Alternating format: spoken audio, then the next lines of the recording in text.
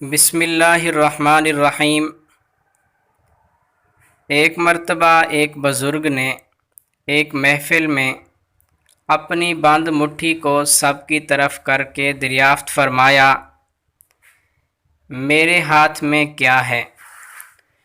کچھ نے جواب دیا، شاید آپ کے ہاتھ میں ہیرے ہیں، جواہرات ہیں۔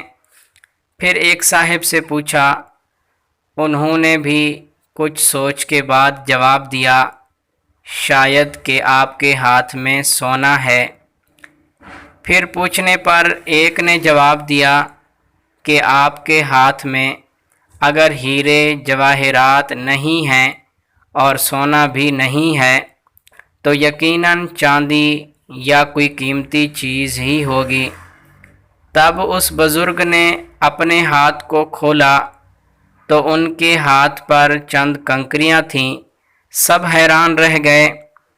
پھر فرمایا، عورت کی مثال اس بند مٹھی کی طرح ہے، اگر وہ بند ہے یعنی با پردہ ہے تو ہیرے جواہرات، سونا، چاندی اور اس کی بیش بہا قیمت ہے، لیکن اگر وہ مٹھی کی طرح کھل جائے، بے پردہ ہو جائے تو وہ بے وقت پتھر اور کنکریوں کی مانند ہے، جس کی کوئی عزت اور قیمت نہیں ہے۔